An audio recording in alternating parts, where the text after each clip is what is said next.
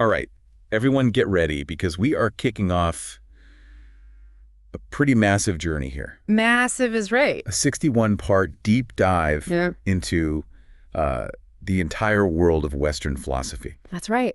So think of it like climbing Mount Everest. Oh, I like that. But instead of, doing it all in one go, we're going base camp at a time? Yeah, one step at a time. Exactly. That's the way to do it. And for today's first base camp, we are going to be setting up with one of philosophy's all-stars, Plato. One of the biggest, that's for sure. Exactly.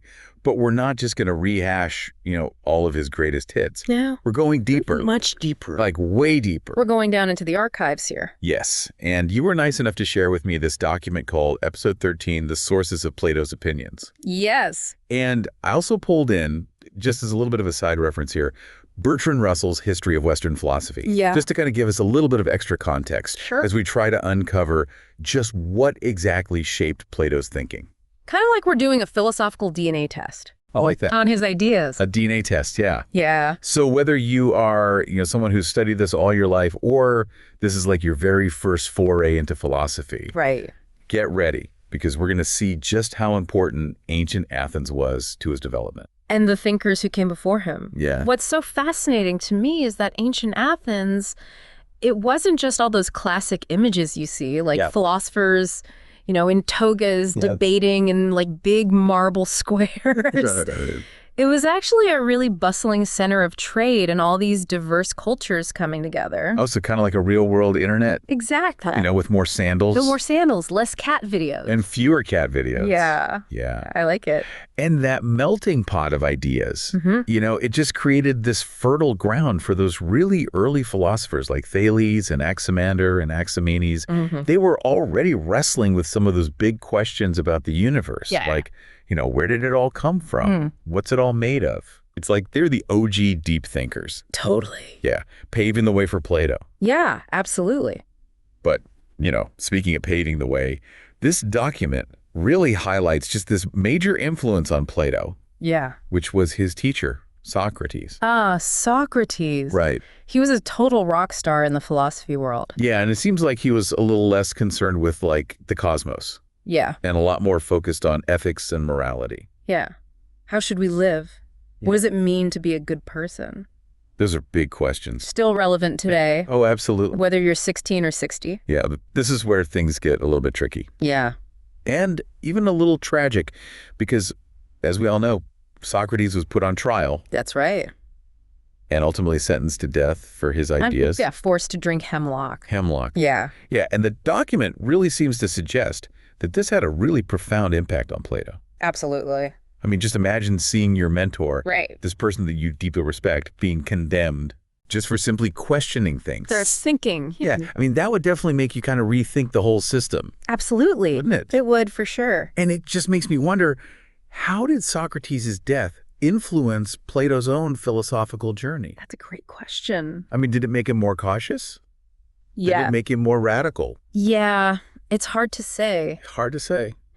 But what's important for us to kind of understand is that Plato didn't just inherit, Socrates' focus on ethics. Right. He also took inspiration from those earlier philosophers that we talked about, Right. who were so obsessed with the nature of reality. So he's got this mix of influences Yes. swirling around. Yeah, exactly. On the one hand, you've got those ethical dilemmas that Socrates is posing, Mm-hmm. and on the other hand, you've got the cosmic mysteries that the pre-Socratics are pondering. Exactly. I mean, how did he reconcile these two seemingly very different paths? Yeah, that's where Plato's concept of forms comes into play. This is one of his most famous ideas. Yes. And honestly, sometimes one of his most confusing. Forms. Okay, I'm going to admit, this is something that has always tripped me up a little bit. It's a tricky concept. Yeah. But it's so crucial to understanding Plato.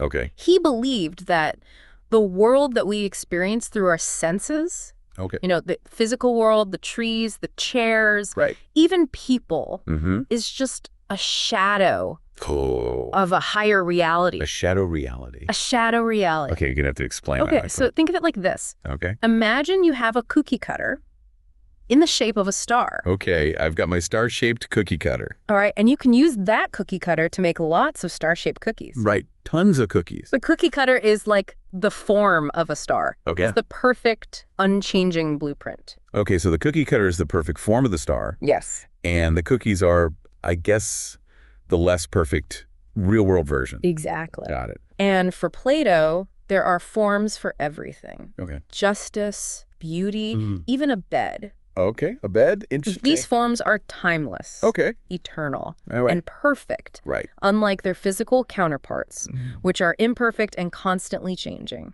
Okay, so let me see if I get this. Yeah. When we see a beautiful sunset, we're not actually seeing beauty itself. Right. We're just seeing kind of a glimpse of the form of beauty. Exactly. Okay. And this whole idea that true knowledge Yeah. comes from understanding these forms Mhm. rather than just observing the physical world Right. was heavily influenced by both Socrates' emphasis on reason Okay.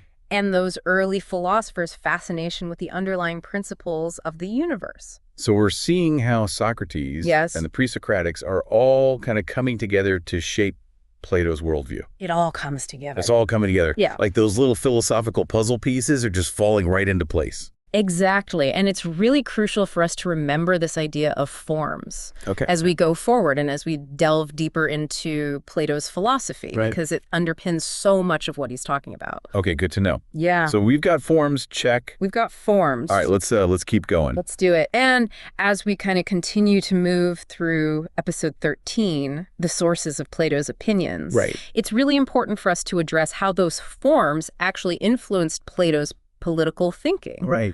which was also shaped Ugh. by, him witnessing firsthand the kind of turbulent political climate in Athens. Yeah, the document does mention how Plato saw both the strengths and weaknesses of Athenian democracy play out. Yes. I mean, how did these real-world experiences actually impact his ideas about, what the ideal society should look like? Yeah, so Plato, he wasn't always impressed with how Athenian democracy was playing out. Okay.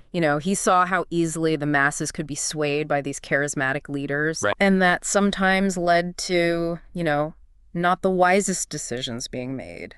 So he's seeing this gap between the ideal of democracy, Right. where everyone has a say, Right. and the messy reality of how it can actually work. Exactly. And this leads him to develop Okay. the concept of philosophical kings. Okay, philosopher kings. Mhm. This is another one of those big Plato ideas that gets a lot of attention. And it does. So fill us in. Okay, so Plato, he believed that the ideal rulers Okay. would be those who had a deep understanding of the forms. Okay, so those eternal, unchanging truths that we talked about. Exactly. So not just anyone can be a ruler. No. You need someone who's not only smart, but also wise. Yes. Someone who can see beyond, what the crowd thinks at any given moment Mm-hmm. and grasp those deeper truths. Exactly. Got it. So philosopher kings, Yeah. they would be guided by reason Okay. and wisdom, Okay. ensuring that the state is governed justly and for the benefit of all, Okay. not just for the benefit of the majority. This is a pretty radical idea, It is. isn't it? To say that only a select few are actually qualified to lead, It is. it kind of makes you think about how we choose our leaders today. Yeah, And what qualities we really value in them. for sure. And, it's interesting because while episode 13 really kind of praises this idealism that Plato has, Okay. it also kind of hints at a potential downside No. to this whole philosopher king idea. What's the catch? Well, some would argue that placing so much power in the hands of just this elite group, Okay. even if they are enlightened, Right. could actually lead to a form of authoritarianism. I see what you're saying. So even if these philosopher kings start out with, the best of intentions, Right. there's always this risk that power could corrupt. Sure. And they could end up, suppressing dissenting voices. Yeah. Or imposing their own rigid views on society. It can happen. Yeah. And it's something that Plato grappled with himself. It's like that old saying, right? Yeah. Power tends to corrupt, and absolute power corrupts absolutely. That's it. Yeah. And it's a theme that we see throughout history. All the time. It's certainly still relevant today. Absolutely. Now, you mentioned earlier that episode 13, The Sources of Plato's Opinions, is really our main guide for this whole deep dive. It is. And we've been using Bertrand Russell's History of Western Philosophy kind of as a compass. As a reference point. Yeah, to help us navigate. Yeah. How do these two sources actually complement each other in terms of understanding Plato? So episode 13 It really gives us this focused and engaging look into the things that shaped Plato's thinking. Okay. Really drawing specifically from his life, from his mentors, and the political climate of his time. Okay. Russell's work, on the other hand, it gives us more of that broader historical and philosophical context. Right. So he places Plato's ideas within the larger, trajectory of Western thought, highlighting his contributions, but also offering kind of a critical perspective on some of his theories. So it's like we're getting a close-up lens and a wide-angle lens. Exactly. Each giving us a different but equally valuable perspective. I like that. On Plato. I like that a lot. And one of the key points of discussion that I noticed in both of the sources is this idea of Plato's theory of knowledge. Yes. And in particular, this concept of knowledge as recollection. Yeah. We touched on this a little bit earlier, but I'm still a bit fuzzy on what that actually means. So essentially, Plato believed that our souls, before they were born into this physical world, they actually existed in this realm of pure forms. Where they had direct access to true knowledge. So you're saying we're all born knowing things? Yes. And then we just forget it all? Pretty much. Really? Yeah. So for Plato, learning isn't about acquiring this, brand new information. It's about remembering or recollecting what our souls already know. I'm really trying to wrap my head around this. I know. It's a trippy one. It's like we all have this hidden knowledge tucked away somewhere, just waiting to be unlocked. Yes, and it's an idea that's really fascinated philosophers for centuries. But how did he come up with this? Well, episode 13 actually points to this really interesting story that Plato uses to kind of illustrate this idea. And it involves a slave boy who, despite having, no formal education in geometry, he's able to solve a really complex problem through this really careful questioning by Socrates. So it's like Socrates is drawing out this knowledge that was already within him. Exactly. And for Plato, this demonstrated that we all possess this innate knowledge that we can access through reason and contemplation. So this innate knowledge thing, does this mean we're all born with the same potential? That's a big question, and one that's been debated for centuries. Right. Plato certainly believed that we all have the capacity for philosophical insight, but that not everyone actually chooses to develop that potential. That's interesting. It makes you wonder about the role of education and how we can kind of cultivate that. That innate capacity that he believed we all have. Absolutely. And it's a question that has implications not just for, formal education, but also for self-discovery and personal growth. I'm curious, does Bertrand Russell actually buy into this whole knowledge recollection thing? That's a good question, and one that we'll explore further as we go through, Russell's perspective on Plato. He definitely acknowledges how ingenious and philosophically deep the concept is. But as a proponent of empirical observation and scientific inquiry, he raises some questions about its validity. I can see that. I'm eager to hear more about his take. It sounds like it's going to be this really fascinating kind of clash of perspectives. It is. Between these two philosophical heavyweights. Exactly. And, it really just highlights the beauty of engaging in these kinds of philosophical discussions. We can learn from the people who came before us.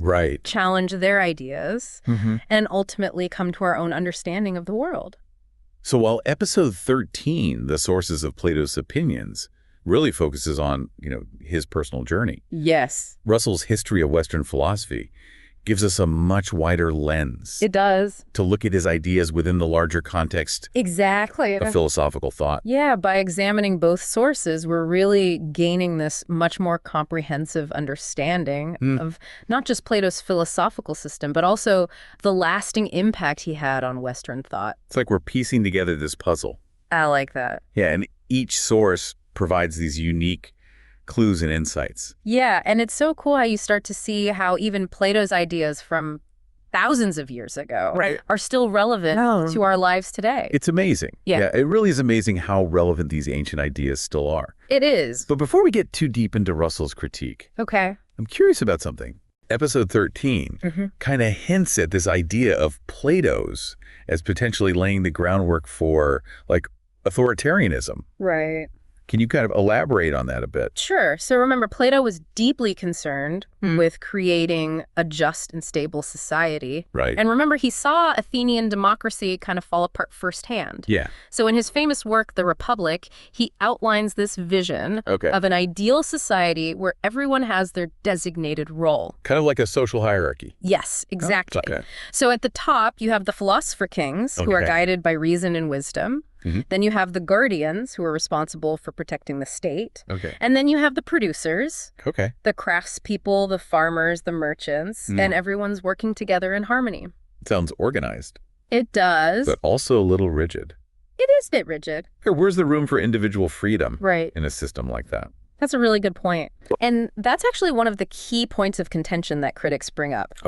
They argue that this rigid social hierarchy where your place is basically predetermined, based on your supposed aptitude, it leaves very little room for social mobility or individual choice. I see what you're saying. So even though Plato's intentions might have been, totally noble, his vision could be seen as a little bit controlling. A little bit, yeah. And that's where the potential for authoritarianism comes in. Right. If you have a system where only a select few are deemed fit to rule based on, their supposed wisdom, and everyone else is expected to just fall in line, it can create an environment that's ripe for tyranny. Yeah, even if it's like a well-intentioned tyranny. Even if it's a well-intentioned tyranny, exactly. Right. Yeah. It's a cautionary tale, for sure. It is. It reminds us that even the most brilliant minds can have blind spots, and that good intentions don't always equal good outcomes. Absolutely. And it underscores how important it is to constantly be questioning and debating and refining our ideas about how society should function. Right. We can't just take Plato's word for it or anyone's word for it. No. Right. We have to think for ourselves. We have to engage in that critical thinking. And figure out what actually works best. For our own time. For our own time and context. Yeah, exactly. Okay, so speaking of critical thinking. Let's bring Bertrand Russell back into the mix. All right. You mentioned earlier that he had some reservations about Plato's ideas. I did. Especially this theory of forms. Right. What are some of his main critiques? So Russell, while acknowledging how brilliant Plato was, he really questioned the logical consistency of the forms. Because he points out that if these forms are truly eternal and unchanging, then how can they also be the cause of change in the physical world? Right, because the physical world is constantly changing. Exactly. Yeah, that seems like kind of a paradox. It does seem like a bit of a paradox. Right, it's like saying the blueprint for a house can somehow magically build the house. Right, exactly. And Russell also argued that Plato's focus on reason as the sole path to knowledge really neglects the valuable insights we can get from empirical observation and experience. So he's advocating for a more balanced approach. Combining reason and scientific inquiry. Exactly. He saw the rise of modern science with its emphasis on observation and experimentation as a necessary kind of corrective to Plato's over-reliance on abstract reasoning. It's so interesting how these different philosophical approaches really reflect different ways of understanding the world. They do. Right. Plato's looking inward to the realm of pure thought. Russell's looking outward at the world of empirical data. Yeah, it's like they're looking through different lenses. Each offering their own unique perspective. Exactly. Yeah. Okay, so we've explored the key influences on Plato's thought. Delved into his major ideas. We've even considered some of the criticisms leveled against him. We have. What does it all mean? That's the big question. Yeah. What are some key takeaways for our listeners as they kind of embark on their own philosophical journeys? So I think the most important takeaway from our deep dive into Plato is that philosophy, it's not just about, memorizing a bunch of dead guys' ideas. It's about engaging in this conversation that spans across centuries. It's less about finding the right answers. Right. And more about asking the right questions. Exactly. Whether you agree with Plato or you find yourself pushing back against his ideas, the key is to actively engage. Right. Critically and thoughtfully. That's how we grow. That's how we learn. That's how we keep the conversation going. Exactly. And that's what makes this whole 61-part journey so exciting. I know, right? Yeah. We're not just passively absorbing this information. No. We're wrestling with these ideas. We're figuring out what resonates with us, what challenges us, right, and what we can apply to our own lives. And that's just the beginning. We've only just scratched the surface. There's so much more to uncover. So much more. But for now, we hope this deep dive into Plato has given you a little taste. Little appetizer. Yeah. Of what's to come. The philosophical feast that awaits. Yes. So until next time, keep those philosophical gears turning. Keep thinking. And we'll see you at our next base camp. I can't wait.